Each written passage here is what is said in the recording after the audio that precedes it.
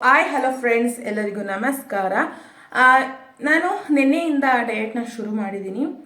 ನಾನು ಸಣ್ಣ ಆದಮೇಲೆ ನಾನು ನಿಮಗೆ ವಿಡಿಯೋ ತೋರಿಸ್ಬೋದಾಗಿತ್ತು, ಬಟ್ ಇಲ್ಲ, ನಾನು ಇವಾಗಿಂದನೇ ಒಂದು ಡಯಟ್ ಅಂತ ಹೇಳೋಕ್ಕಿಂತ ಒಂದು ಹೆಲ್ತಿ ಫುಡ್ನ ತಿನ್ನೋದಕ್ಕೆ ಚಾಲೆಂಜ್ ಆಗಿ ತಗೊಂಡಿದ್ದೀನಿ ಅಂತಲೇ ಹೇಳ್ಬಹುದು.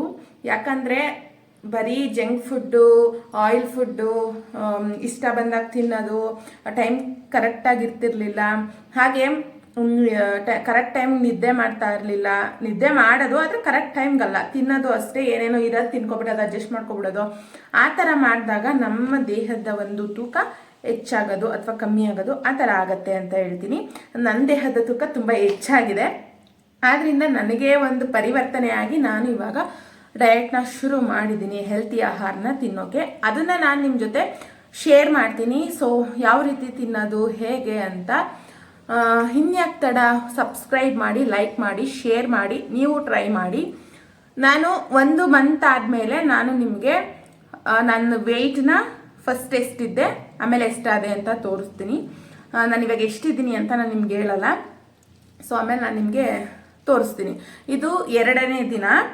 ಸೊ ನಾನು ಇಲ್ಲಿ ಮಧ್ಯಾಹ್ನದ ಊಟನ ರೆಡಿ ಮಾಡಿ ಇಟ್ಕೊಂಡಿದ್ದೀನಿ.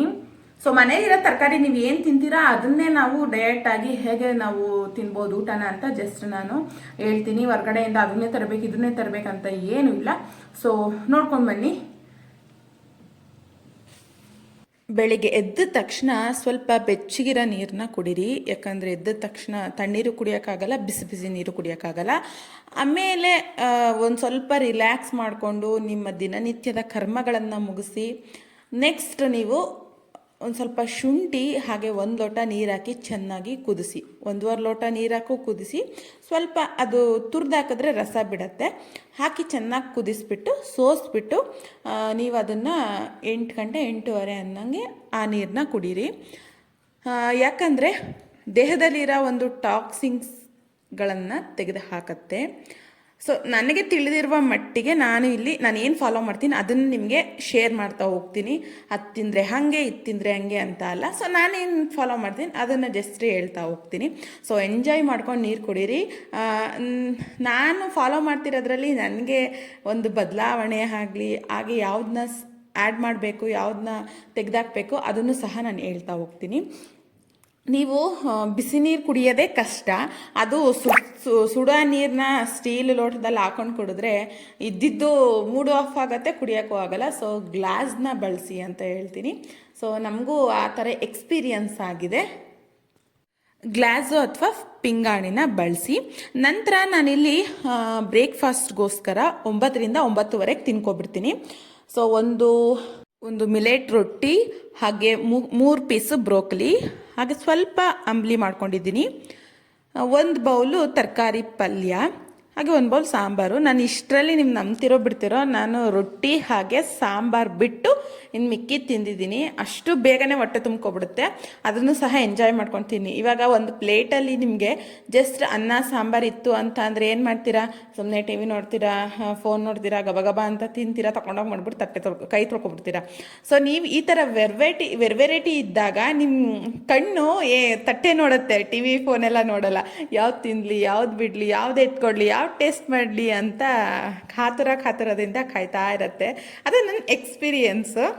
ನಾವು ತಿನ್ನೋದನ್ನ ನಿಧಾನಕ್ಕೆ ಎಂಜಾಯ್ ಮಾಡಿಕೊಂಡು ಚೆನ್ನಾಗಿ ಅಗದು ತಿನ್ನಬೇಕು.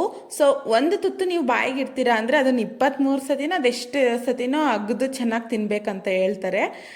ಚಿಯಾ ಸೀಡ್ಸ್ ಅಂದರೆ ಕಾಮಕಸ್ತೂರಿ ಬೀಜ, ಅದು ನೆನೆ ಹಾಕಿರೋದು, 1 ಗ್ಲಾಸ್ ನೀರು, ಹಾಗೆ ಡ್ರೈ ಫ್ರೂಟ್ಸು ಓವರ್ನೈಟು ನೆನೆಸಿರೋದು, ಅದು ತಗೋತೀನಿ. ನಾನಿಲ್ಲಿ ಇದೇ ಬೌಲ್ ಅಳತೆಗೆ 1 ಬೌಲ್ ರೈಸ್ ತಗೊಂಡಿದ್ದೀನಿ. ಅದಕ್ಕೆ ಮೇಲೆ 1 ಸ್ಪೂನ್ ತುಪ್ಪ ಹಾಕಿದ್ದೀನಿ. ಅಂದರೆ ಚಿಕ್ಕ ಸ್ಪೂನಲ್ಲಿ, ಈ ಸ್ಪೂನ್ ಅಷ್ಟು ಅಲ್ಲ, ಟೀ ಸ್ಪೂನಷ್ಟು ತುಪ್ಪ ಹಾಕಿದ್ದೀನಿ. ಹಾಗೆ ಇಲ್ಲಿ ಮೂಲಂಗಿ ಬೇಳೆ ಸಾಂಬಾರು ತಗೊಂಡಿದ್ದೀನಿ 1 ಕಪ್ಪಷ್ಟು. ಹಾಗೆ ಸಲಾಡು, ಒಂದು ದೊಡ್ಡ ಬೌಲಲ್ಲಿ ಸಲಾಡ್ ತಗೊಂಡಿದ್ದೀನಿ. ಸೊ ನಿಮಗೆ ಫಸ್ಟೇ ಸಲಾಡ್ ಹೊಟ್ಟೆ ತುಂಬ್ಕೊಬಿಡುತ್ತೆ. ಇದಕ್ಕೆ ಬ್ರೋಕಲಿ, ಕೊತ್ತಂಬರಿ ಸೊಪ್ಪು, ಕಾಯಿ ತುರಿ, ಟೊಮೊಟೊ, ಈರುಳ್ಳಿ, ಕ್ಯಾರೆಟು ಇದಿಷ್ಟು ಹಾಕೊಂಡಿದ್ದೀನಿ. ಬೇಕು ಅಂತ ಅಂದರೆ ನೀವು ಸೌತೆಕಾಯಿನೂ ಸಹ ಹಾಕೋಬಹುದು. ಜಾಸ್ತಿ ಆಗುತ್ತೆ ಅಂದ್ಬಿಟ್ಟು ನಾನು ಇಷ್ಟೇ ತಗೊಂಡಿರೋದು. ಸೊ ಇವಾಗ ಬನ್ನಿ ಎಂಜಾಯ್ ಮಾಡ್ಕೊಂಡು ತಿನ್ನೋಣ. ಈವ್ನಿಂಗ್ ಸ್ನ್ಯಾಕ್ಸ್ ಅಂದ್ಬಿಟ್ಟು 4:15ಗೆ ಯಾವ ಹಣ್ಣು ಇರುತ್ತೆ ಅದು ಒಂದು ಹಣ್ಣು ತಗೊಳ್ಳಿ. ನಾನಿಲ್ಲಿ ಒಂದು ಇಡಿಯಷ್ಟು ದ್ರಾಕ್ಷಿ ತಿಂದೆ. ನಂತರ ರಾತ್ರಿ ಊಟ 7ರಿಂದ 7:30ಗೆ ಮುಗಿಸ್ಬಿಡಿ. 1 ಅವರ್ ವಾಕ್ ಮಾಡ್ಕೊಬಂದ್ಬಿಟ್ಟು ನಾನಿಲ್ಲಿ ಒಂದು ಮೀಡಿಯಮ್ ಸೈಜಷ್ಟು ಮುದ್ದೆ, 1 ಬೌಲ್ ಬಸ್ಸಾಂಬಾರು, 1 ಬೌಲು ಸಲಾಡ್ ಅಂದರೆ ಹೆಸರು ಬೇಳೆ, ಹಾಗೆ 1 ಟೀ ಸ್ಪೂನಷ್ಟು ತುಪ್ಪ ಹಾಕ್ಕೊಂಡಿದ್ದೀನಿ. ಇದು ಎಂಜಾಯ್ ಮಾಡ್ಕೊಂಡು ತಿನ್ಕೊಂಡು ಬರೋಣ. ಸೊ ಆದಷ್ಟು ನೀವು ನಿಧಾನಕ್ಕೆ ಜಗದು ತಿನ್ನಿ, ಆವಾಗ ಸಣ್ಣ ಆಗಿರ್ತೀರಾ. ಗಬ ಗಬ ತಿಂದಷ್ಟು ನೀವು ದಪ್ಪ ಆಗ್ತೀರಾ. ಯಾಕಂದರೆ ಇದು ಒಂದು ಅನುಭವದ ಮಾತು. Thank you for watching. Bye.